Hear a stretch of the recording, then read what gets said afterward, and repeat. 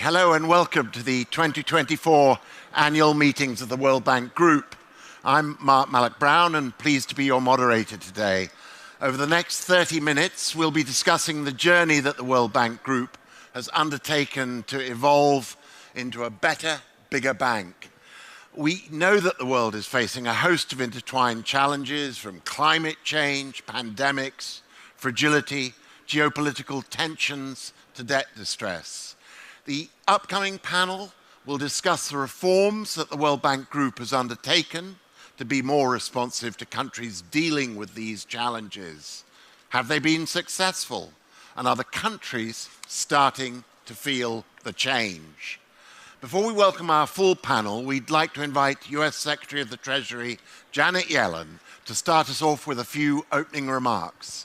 Madam Secretary.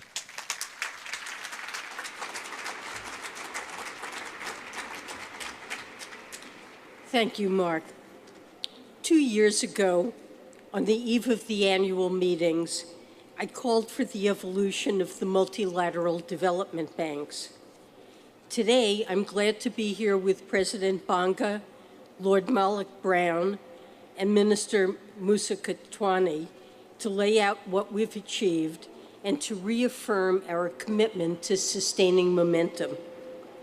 I called for evolution because as we began to exit COVID recessions around the world, I and many others saw that the stakes were high. There had been insufficient progress or troubling reversals on many of the Sustainable Development Goals, and we faced urgent global challenges that could quickly unravel hard-earned development gains and diminish prospects for the future. From climate change to pandemics and other global health emergencies to fragility, conflict, and violence. I also had a strong conviction about the vital role that the MDBs could play at this crucial moment. Over decades, they've responded to their shareholders, built trusted relationships with developing country governments, and developed and deployed a wide range of tools, from financing to policy support to technical assistance. I've gotten to see their impact firsthand in my travels as Treasury Secretary. From an education data processing center in India, recognized for driving improvements in educational outcomes, that I visited with President Banga, to a cutting-edge university in Morocco, where I marked the one-year anniversary of MDB evolution during last year's annual meetings. I saw too, however, that the MDBs needed to change to meet the nature, urgency, and scale of today's challenges. They could focus more on global public goods because achieving development outcomes at the country level is inextricably linked to addressing global challenges. They could better utilize their balance sheets and harness private sector resources. They could act faster and work more as a system. My call resonated widely because despite a range of perspectives on what exactly was needed, there was overwhelming consensus on the need for change. Very quickly, diverse stakeholders stepped up. President Banga and leaders across the MDB system led. Governments, non-governmental organizations, research institutions, and the private sector became involved, helping shape evolution and then continuing to support it. Successive G20 presidencies kept MDB reform high on the agenda. Staff across the MDBs bought in and started taking forward the hard work of implementation. We focused the evolution agenda on 4 key areas in need of change: mission, incentives, operational models, and financial capacity. And we've seen progress in each. The World Bank has a new vision and mission: to create a world free of poverty on a livable planet. And regional development banks have shifted missions as well. There are new incentives, like updated corporate scorecards, that focus the banks on outcomes, impact, and mobilizing private capital. World Bank projects are moving more quickly to approval, and IDB Invest has a new originate-to-share model to bring in private sector investors. We've also drastically increased financial capacity. Across the MDBs, responsibly stretching balance sheets and innovative measures will enable $200 billion in new lending capacity over the next decade, with a potential additional nearly $160 billion from other already identified measures. Let me provide some examples of what these changes actually mean for countries around the world. 19 countries have adopted a new option that allows them to repurpose World Bank funds for emergency response so that they can better support their citizens in times of crisis. For example, they could shift resources for a long-term infrastructure project to rebuild critical infrastructure after a natural disaster. Other countries are taking advantage of innovative tools like climate-resilient debt clauses. In July, St. Vincent and the Grenadines chose to delay its repayments to the World Bank for 2 years, freeing up funds to support disaster response when it mattered most. Making good on lessons learned from the COVID-19 pandemic, improved communication and coordination across the MDBs and with other institutions will enable faster and more effective responses to global health crises. The World Bank is working with the World Health Organization and the G20 Joint Finance Health Task Force to track financing commitments to MPOC's response so that resources can be connected to needs. And the bank, the IMF, and the WHO have just announced how they will jointly help countries access resilience and sustainability trust resources to close pandemic preparedness gaps. Outside of crisis contexts, countries are increasingly addressing the underlying drivers of fragility and conflict, such as in the case of an African Development Bank loan to the Democratic Republic of Congo to invest in increasing agricultural productivity in communities that had been displaced. Efforts to drive private capital mobilization are also starting to yield results. New data from the Global Emerging Markets Risk Database enabled an investment fund focused on the SDGs and climate finance to attract over $1 billion in financing, including from a major Dutch pension fund. The World Bank's push to mitigate foreign exchange risk through more local currency lending is leading to projects like a $200 million financing package for a telecommunications company in Senegal that will help increase digital connectivity. And the Asian Development Bank's placement of more private sector-focused staff in country offices will facilitate identifying new opportunities for private sector engagement. Taking inspiration from these and many other examples, we will keep moving evolution forward this week and in the coming months.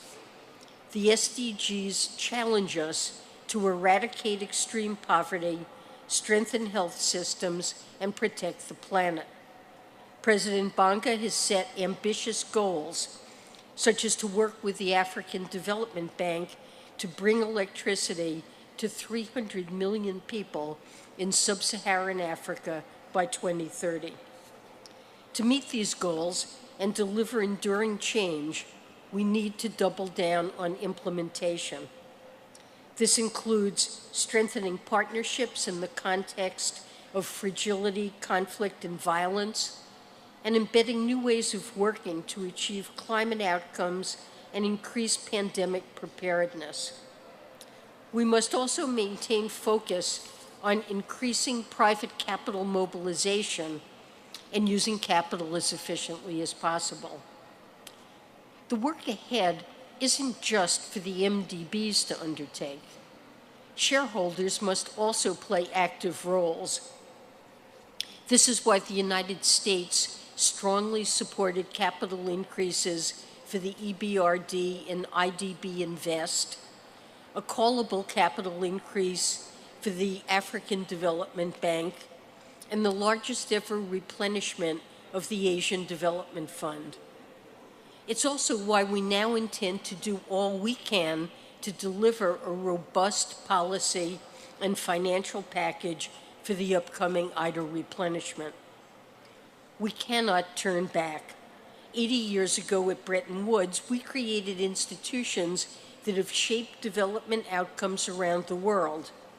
And today, the MDBs are the best option for high quality and transparent development financing at the scale we so desperately need. But the world has changed, and it's incumbent on each generation to make sure these institutions change with it.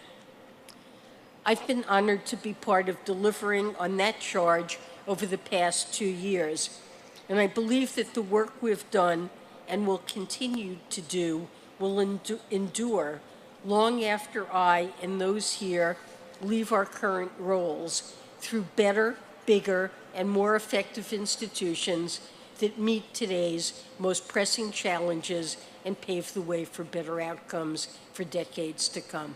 Thank you.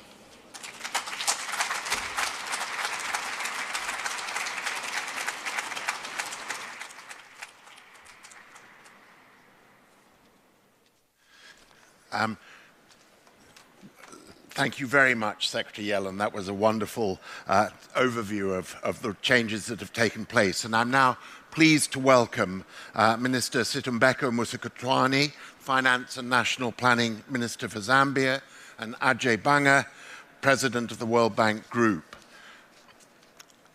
Ajay, I'm going to put the first question to you. You stepped into this role a little more than a year ago with an ambitious evolution process. How's it going? It's going just peachy. First of all, Secretary Yellen, thank you for the words. Most importantly, thank you for the encouragement and the push all along to work with your colleagues and also with all of us together to get to where we're getting. We've got the journey partly done. We've always got more work to do, and let me run through that in a quick way. She's already covered the redefinition of our vision to include livable planet. And the idea there was to expand the aperture of our way of thinking to include these crises that have become intertwined, which is climate change and pandemics and fragility, conflict, and violence. You cannot hope to defeat poverty without taking a more integrated view of these challenges. And I think that encouragement is spot on. But we also added a focus on women and young people, and I'll come back to that in a little while. Women for the obvious reason of half the population and the opportunity it affords for our future, but young people because of the number of young people coming through the demographic dividend pipe in developing countries, in the emerging markets, and the opportunity to get them gainfully employed to make our world a much better place. And so we'll come back to that a little later. Then we worked on speed. 19 months was the average time for a project to go from starting to approval. We're down to 16, headed to 12. We've got examples of 5 projects in healthcare, including in Zambia, in Africa, which got done in 100 days. We've got 2 countries that did it in 30 days. We announced the correspondent banking effort in the Pacific Islands in under 10 months. The problem is we've still got projects that are taking longer. We've got to get to 12 on the average. Simplicity. We've got 21 countries now where all parts of the institution has one country representative. Our scorecard is now a combined scorecard for the whole bank. It's focused on output, not just input, meaning how many girls went to school, how many carbon emissions we avoided, as compared to how many projects and dollars. I'm not saying we won't focus on projects and dollars. I'm just saying we also need to keep an eye on output and outcome. And by the way, drill down in there by projects so that people can look at what we're doing by a project. Then we've got these collaborations with the other MDBs, and I want to add one specific one that I think is relevant.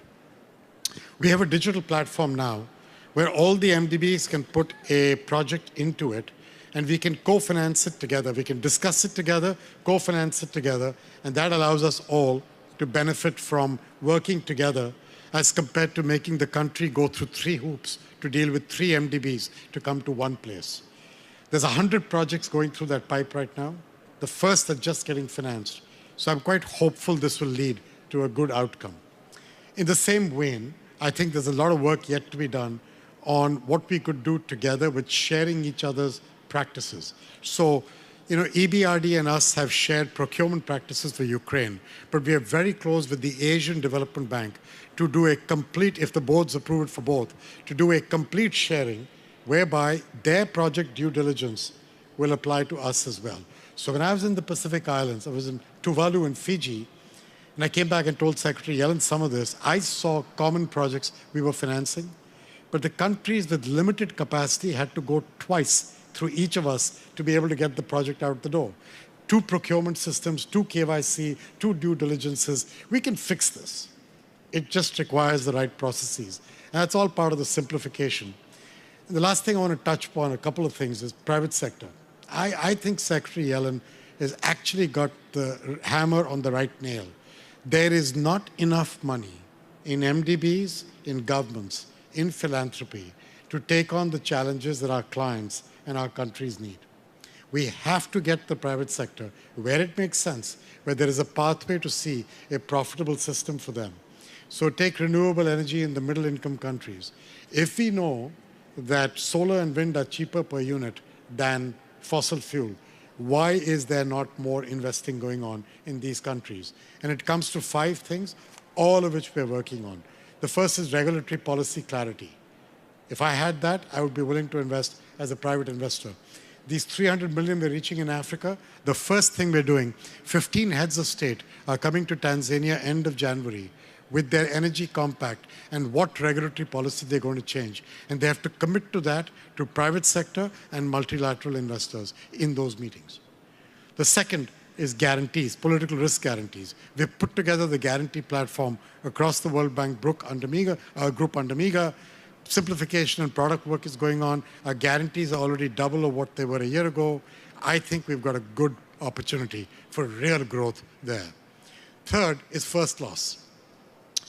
People would like IFC to take junior equity. And in some cases, that actually is a smart thing to do. The problem is if we actually book the loss, I got to go back to her for a capital injection. That's not a pleasant experience. So I have to find a way to create a shock absorber in the bank, equivalent of a first loss fund, which we're calling the Frontier Opportunities Fund, which we will fund from our own retained earnings to begin with, but then hopefully good philanthropic organizations like the ones you know to help us get some funding for them. And then the last item, which is very interesting to me beyond FX, is creating an asset class in this space. I believe if we can package these loans, standardize them, package them, get a rating agency wrapper on them, we could create tradable securities over the coming 5, 7, 8 years. What we have managed to do is to get Doug Peterson, the CEO of Standard & Poor's, to agree to drive that work for us, along with BlackRock and a bunch of pension funds and banks. I think we now have a hitting chance over the coming years to make this big. So kind of think of it as, vision and mission, simplicity, speed, working better with our knowledge bank to add capacity in countries, and then this whole issue of the private sector. Janet covered the capital adequacy, so I'm not going there. Ajay, it's an incredibly impressive set of reforms, but Minister, the real proof is, does it come together at the country level? For you as the Minister in Zambia, are you seeing these changes flow through?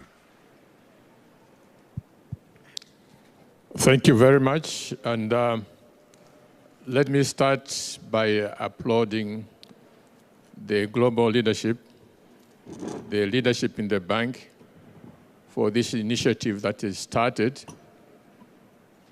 to reform the multilateral institutions. It is important for us because for decades, for many years, it was clear there was a problem, but it was always very easy for the problems to be attributed to the recipient countries. They are a problem, but there was no finger pointing back to the institution and saying, what is wrong with us? Those questions are now being asked, and we welcome that. Coming specifically to your question, are we seeing the results? Yes, I think we are seeing the results. And I want to categorize those at two levels. The first one being, is it a bank that is more listening now than before? And I think we are seeing that. We are engaging, discussing, and agreeing. I think that by itself is something that is very positive, away from the old culture of, we know it all, this is what you are going to do. If you don't do this, there's no money for you. I think that is changing. I can only encourage the bank to make sure that there's also accountability. Let me just say that the officers that you see here, especially in the past, when they were in our countries, they were intimidating. It's like, take it or give it. But that is changing, and I want to commend the leadership and the management for this change. Coming now to the specific issues, certainly in the case of Zambia, we've seen a bank that was very responsible to our issues of debt and sustainability. You recall in the past few years, Zambia was known to be a country that was the first defaulter, and the bank, together with your sister institution across the road, you came in very strongly to support Zambia, and happily, we've made a lot of progress on that. Beyond that, we have also had the unfortunate situation of facing a drought that we've never seen in our living memory. And the bank and the fund, you have come out very strongly to support us. I think this facility you call the something to do with emergency response. I can't remember the exact wording. It was approved very quickly that it is something that I still can't believe. And thank you so much, President Banga. Without the support of the World Bank in this crisis, Madam, that Victoria Falls you saw, where there was tons and tons of water falling, if we went there now, you can actually have lunch down there because there's no water. That's how serious the crisis is. And the World Bank has come very strongly to support us. As I conclude, I think that this is something that we can build upon. It shows that when there's determination, these institutions can change, and change for the better.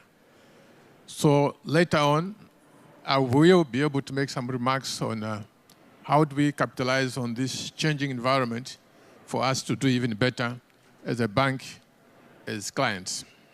Okay, thank you very much, Minister. We're going to slightly attenuate the questions I'd planned just because of timing, and go, if I may now, to you, Secretary, with the wars and rages, conflicts around the wars and conflicts raging. setback, frankly, in poverty reduction and the whole challenge of climate change. What in that rather perverse scenario, where do you find hope for the future? And I apologize for changing the order. Yeah. So let me start by saying I do feel hopeful about the future. And I think it springs from my belief that even though we face enormous challenges, such as the ones you listed, we actually have the capacity to address them. And I think what I see every day, I go into Treasury, and I'm motivated by my peers who are devoted to developing new solutions, new approaches, and are able, working together productively, to come up with great ideas we've been able to put into action. And when I talk with my peers from around the world, President Banga, Minister Musa Katwani, and others who face difficult policy trade-offs, but what I see is they are working very hard and constructively and delivering very meaningful change. What I find hopeful is that I see among us a common sense of purpose. The goals that Ajay articulated for the bank to reduce poverty, spur sustainable development on a livable planet, these are goals that we widely share. We may have some differences in views about the details of how to approach this, but we understand we need to work together, and these are critical challenges. And there's a strong belief in our collaboration and the fact that it can bear fruits. And finally, we are seeing significant accomplishments. An example is that 36 countries have graduated from IDA. 10 of those are donors to IDA 20, and we expect with robust IDA 21, the number is going to grow. In 20 countries have graduated from IBRD, and middle and upper income countries are reducing their reliance on the bank for borrowing and increasingly looking to the bank for technical assistance and for its knowledge. But they do have access to capital markets and no longer need the funding. And I'm encouraged to see greater collaboration among the multilateral development banks, as President Banga mentioned, and I think there's more we can do there. So I think there are a lot of reasons to be hopeful. I feel hopeful, and I believe we have accomplished a lot, and there's more to come. Look, thank you very much, Secretary Yellen. And if I might say, as someone who's been involved in the Bretton Woods system for 30 years, to have a US Treasury Secretary with your understanding of the issues and your commitment to the issues has been a real treat, if I can say that. And I apologize to both our other panelists that time has expired on us. But let me just say, listening to you both and listening to the Secretary, it is this combination of big imaginative jumps which needs the support of governments, but also the day-to-day hard work of leadership, of fine-tuning the tools you have. And Ajay, I thought your example from your Pacific Islands trip of 2 procurement systems to get the 2 halves of the same loan, is a classic example of where simplification can deliver dramatic results for the borrowing country. And Minister, Zambia has grappled with what we all know has been a slow international response to your debt crisis. But what we hear are the green shoots of the bank and the fund using the tools they have to try and provide you the transition support you need. So I think we end this session having learned a lot, having caught up on what has been done by Ajay over these first year plus in office. And I did just want to tell you all that for those of you who want to see this again or have friends who missed it, it is available for replay. WBG meetings, hashtag please before that. We'd love to hear from you, and thanks for joining us. And again, thank you to our guests.